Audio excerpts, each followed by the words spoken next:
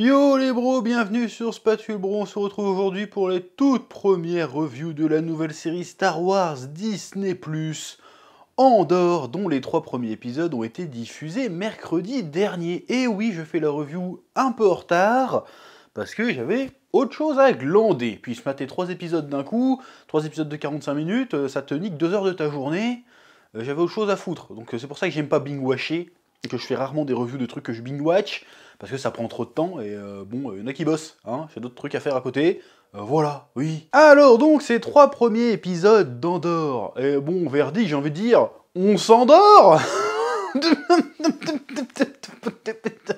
Oui, j'ai osé faire ce jeu de mots, mais en vrai, c'est un peu mauvaise langue. Alors certes, le rythme de ces 3 premiers épisodes est relativement lent, mais ça prend le temps de poser son univers. C'est-à-dire que c'est lent, mais il se passe des choses quand même.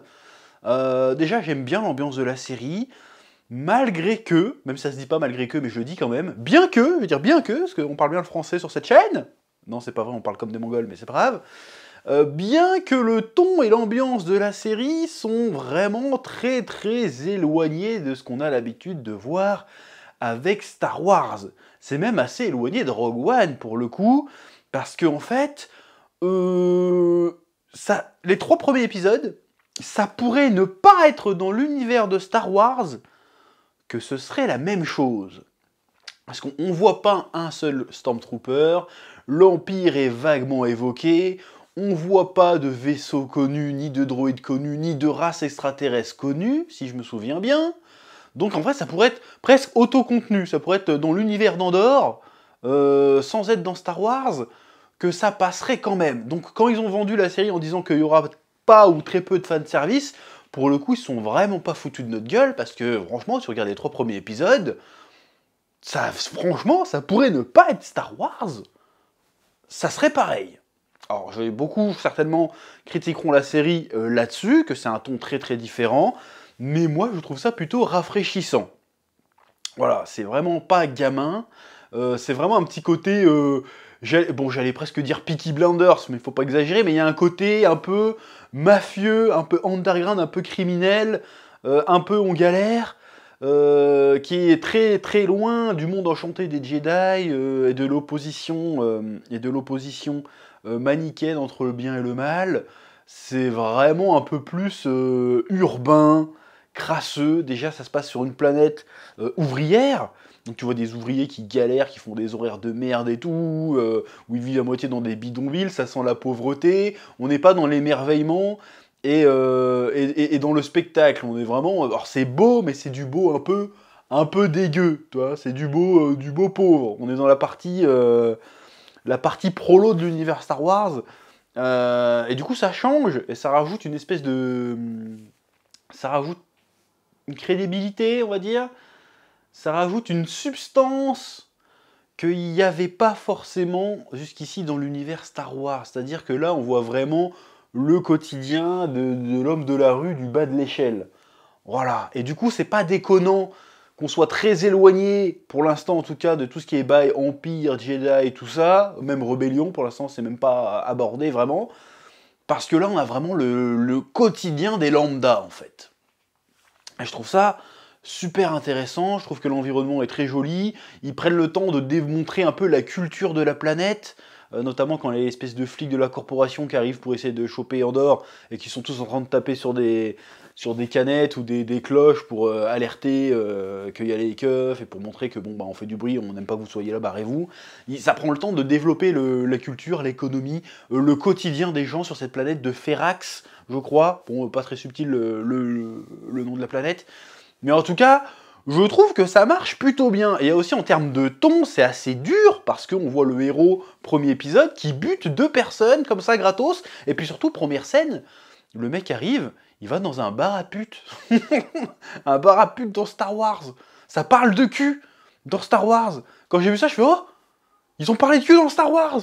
C'est ouf. Alors autant j'aurais vu ça dans Seigneur des Anneaux, ça m'aurait dit putain mais c'est pas du qu'est-ce que vous faites, autant dans Star Wars, bon, ils ont pas été jusqu'à mettre une scène de cul, même si on n'est pas passé loin, mais le fait de parler de cet aspect-là adulte du monde de Star Wars, j'ai trouvé ça plutôt cool en fait. J'ai trouvé que c'était c'est nouveau, ça rapporte quelque chose, ça trahit rien, toi, parce que c'est vraiment c'est une extension, donc c'est pas grave, tu vois.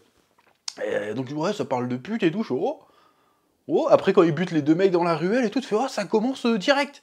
Bon, ça fait un peu écho, je trouve, à la scène dans Rock One où t'as Andor Cassian Andor qui est introduit, où il bute un indique, parce que l'indique, il commence à dire, ouais, si c'est comme ça, je vais te vendre à l'Empire, et fait, poum, et il le bute, tu vois.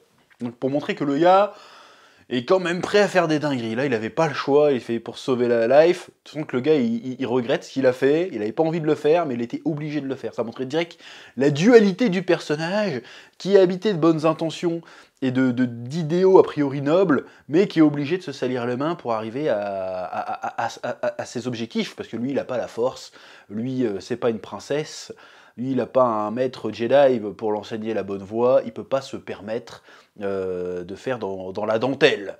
Voilà, il ne peut pas juste se draper dans ses idéaux et faire non, ce n'est pas bien. Voilà, l'homme de la rue, dans l'univers Star Wars, il est quand même obligé de galérer et d'en chier. J'ai trouvé ça super intéressant de base. Oui. Bon, après, par contre, je me pose quand même la question de pourquoi ils ont pris autant de soin à introduire différents personnages et le quotidien de ces personnages dans la série sur la planète Ferrax, alors qu'à la fin de ce premier arc, on va dire ça, Andor se barre. Et les autres personnages ne le suivent pas, a priori. Donc pourquoi se faire chier à introduire autant de personnages si l'action principale, de toute façon, ne va pas se passer sur cette planète? Est-ce que ça veut dire qu'il va y avoir une espèce d'intrigue parallèle sur comment la planète Ferrax et les gens qu'il a laissés sur Ferrax vont s'en sortir? Est-ce qu'à un moment donné, il va revenir les chercher pour les faire faire partie de la rébellion officiellement? C'est ça que je comprends pas, par contre. Alors c'était intéressant, hein, la brique, ça s'appelle, je crois, plutôt intéressante, le moustachu qui bosse à l'usine, plutôt intéressant aussi. Sa mère adoptive, qui a l'air d'avoir un passé plutôt intéressant, sympa aussi. Mais vu qu'ils ne le suivent pas dans son aventure, quel est l'intérêt de nous d'avoir pris autant de temps à nous présenter ces personnages-là? Donc qu'est-ce qu'ils vont en faire avec après? C'est la question que je me pose. Ça peut être intéressant, hein, mais je suis très curieux de voir ce qu'ils vont en faire.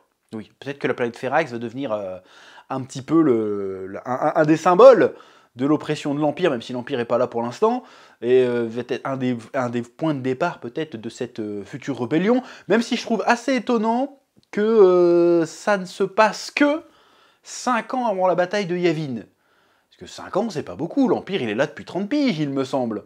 Il me semble que la rébellion, elle n'existe pas que depuis 5 ans avant la bataille de Yavin. Sinon, ta rébellion, elle met du temps à se mettre en place, hein, ta rébellion. Quand même. Mais après, bon, peut-être que ça va être expliqué. Mais comme pour l'instant, c'est même pas... L'Empire est à peine évoqué, et que la rébellion n'est pas du tout évoquée non plus, bon, pour l'instant, on n'a pas plus d'infos que ça. En tout cas, cette échelle de temps est surprenante. Voilà, je dis pas qu'elle n'est pas logique, je dis pas qu'elle est invraisemblable, mais je la trouve surprenante. Oui, là où selon moi il y a quand même un petit bémol à mettre, c'est sur le méchant de ces 3 premiers épisodes, que j'ai oublié comment il s'appelle hein, d'ailleurs, qui apparemment est lieutenant dans une corporation. Donc une corporation, c'est certainement une entreprise privée qui s'occupe de gérer un consortium de planètes, on va appeler ça comme ça, qui enquête sur la mort de 2 de ses collègues, alors que son patron lui a dit non mais de toute façon ces mecs-là, ils avaient rien à foutre là, ça veut dire qu'ils traînaient dans un parapute alors que c'est interdit, ils n'ont pas le droit d'être là, qu'ils ont consommé des poissons prohibés, ils avaient rien à foutre là, et qu'ils se sont certainement battus avec un mec qu'ils auraient pas dû chercher. Donc pour ne pas jeter l'opprobre sur, je crois que c'est ça le mot, sur notre fonction. Bon, ben on étouffe l'affaire. Tu dis, ouais, les mecs, ils sont morts dans un accident, et puis on passe un coup de balai sous le tapis, parce que là, j'ai rendez-vous avec l'Empire. Si je leur dis qu'il y a des mecs à moi qui sont butés en sortant des rades où ils ont rien à y foutre, alors que les rades sont censés être fermés, on va avoir des emmerdes. Donc tu fermes ta gueule et t'arrêtes de faire du zèle. Mais le gars, à peine le gars est parti, il fait quand même du zèle. Et il y a un truc que je n'ai pas compris, c'est qu'est-ce qui motive ce personnage, en fait, à faire du zèle? Parce qu'en plus, il fait du zèle, mais il assume pas derrière. C'est-à-dire qu'il fait genre, vas-y, maintenant c'est moi le chef, il se raccorde son costard pour être bien ajusté en mode militaire. Il fait, oui, si vous n'êtes pas capable de les retrouver, ben je vais vous virer, machin. Après, il prend des hommes, il fait, vas-y, on va aller les choper. Et puis il se chie dessus dès qu'il y a un peu d'action. Il n'est pas capable de faire un discours motivant à ses hommes. Le gars, il se tape la honte, en fait. Donc c'est quoi qui motive ce mec? J'ai pas compris, en fait. Qu'est-ce qu'il vient foutre dans sa galère? Qu'est-ce qu'il essaye de prouver? il essaye de prouver qu'il est digne de quelque chose, il compense pour un truc. Je trouve le personnage pathétique, en fait. Il est pas effrayant, il fait pitié. Moi, tu veux me mettre un méchant, mais moi un méchant qui me dit putain, faut pas qu'il se fasse choper. Parce que là, franchement, même s'il aurait mis la main sur Andorre, le gars, mais il y a même pas match. Donc j'ai pas compris où c'est qu'ils veulent aller. Peut-être que ça va être développé par la suite, mais je n'ai pas compris où ils veulent aller avec ce personnage-là. Et encore une fois, le gars, c'est un gars de la corporation, ils ont l'air de gérer une ou deux planètes. D'ailleurs, ils veulent choper un gars, il n'y a pas de police sur la planète Ferrax, pourquoi ils sont obligés de venir eux-mêmes? Ils peuvent pas dire, hey, les gars, il y a un mec qu'il faut qu'on chope. Bon, déjà, je trouve que c'est un peu une incohérence, mais vas-y, admettons. Mais le gars ne fait pas partie de l'Empire, a priori. Donc, c'est quoi le délire, en fait? Là, c'est quoi le rapport? C'est la question qu'on pourrait se poser avec ces 3 premiers épisodes. Quel est le rapport avec la rébellion et l'Empire? Ce qui se passe là dans ces 3 premiers épisodes, on ne comprend pas c'est quoi le rapport en fait. Vu que l'Empire est à peine évoqué, la rébellion aussi, les mecs sur Ferrax n'ont pas l'air spécialement oppressés, vu qu'apparemment ils ont même pas de police sur leur putain de planète. Donc qu'est-ce qui se passe? C'est quoi le rapport? C'est quoi le lien? Qu'est-ce qui va faire que Andorre va... ça va justifier qu'Andorre quitte sa planète, d'accord? Mais est-ce que ça justifie pas spécialement qu'il rentre dans la rébellion? De ce qui se passe là n'a l'air d'avoir aucun rapport. C'est juste un prétexte pour qu'il se barre. C'est comme ça que je le vois en fait. Donc il va falloir essayer de raccrocher les wagons et que ces 3 premiers épisodes aient réellement servi à quelque chose pour faire la jonction entre la vie qu'il avait jusqu'à maintenant et le fait qu'il rentre dans la rébellion. Il va falloir nous l'expliquer, parce que pour l'instant, ce méchant-là, à moins qu'à un moment donné il bosse avec l'Empire ou quoi que ce soit, je comprends pas ce qu'il vient foutre là en fait. Je comprends pas sa motivation. Je comprends pas ce qu'il recherche, je comprends pas ce qui l'anime. C'est très bizarre.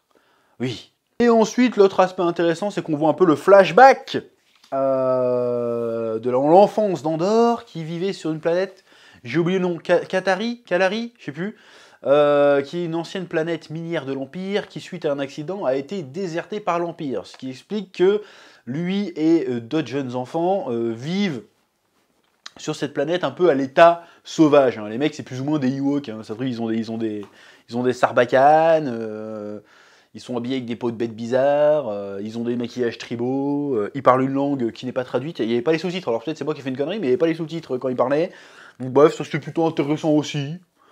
Hein, donc curieux d'en apprendre plus. Est-ce qu'il va réussir à retrouver sa sœur? Ça lui donner une quête parallèle aussi à Andorre, de retrouver sa sœur. Donc voilà. Donc, pardon. Donc pour l'instant, en vrai, c'est plutôt pas mal, ça ne demande qu'à décoller. J'ai bien aimé les scènes d'action aussi, j'en ai pas parlé, les scènes d'action étaient plutôt cool. La scène dans l'entrepôt où ils font tomber tous les gros morceaux de vaisseau et tout, plutôt sympathique. Non, franchement, les scènes d'action étaient cool. Le rythme sur le dernier épisode, sur le 3e épisode, était plutôt cool. Le personnage de Peter Sarsgaard, je crois, j'ai oublié comment il s'appelait, plutôt cool aussi. Ça montre vraiment un peu plus le quotidien de l'univers Star Wars, c'est plutôt intéressant. En termes de lore, du coup, on est plutôt servi, et on nous montre un truc qu'on n'avait pas vraiment vu jusqu'ici, sur un ton différent, un peu plus terre-à-terre, paradoxalement, vu qu'on est dans Star Wars. J'aime bien, pour l'instant, je suis pas totalement conquis, mais en tout cas, je trouve ça intéressant. Et du coup, vu que c'est les 3 premiers épisodes, il n'y a pas eu la malédiction des 3 premiers épisodes. Donc voilà. Donc pour l'instant, ça va peut-être conjurer le sort. C'est une série qui va faire 12 épisodes, qui est plutôt long hein, pour les séries Marvel Disney+. Donc franchement, je suis curieux. Alors un projet que j'étais pas hypé du tout à la base, mais franchement, plus j'en apprends, plus je découvre, plus je dis, pourquoi pas, peut-être qu'on va enfin avoir un bon projet Star Wars sur Disney+. Parce que bon, Book of Boba Fett, Obi-Wan, voilà, il reste Mando pour essayer de sauver les meubles, mais bon, quand même, voilà. Oui. Et surtout, on n'est pas sur putain de Tatooine. Putain, ça fait du bien, j'en ai marre de voir Tatooine. Bref, c'est tout ce que j'ai à dire pour ces 3 premiers épisodes d'Andorre. A très bientôt pour la suite, parce que ça sort le mercredi, donc là, la prochaine review va sortir incessamment sous peu, pour le coup, vu qu'il y avait du retard. Sur ce, pouce bleu, abonnement, commentaire, comme d'habitude, et à très bientôt sur Spatule Bro. Ouais.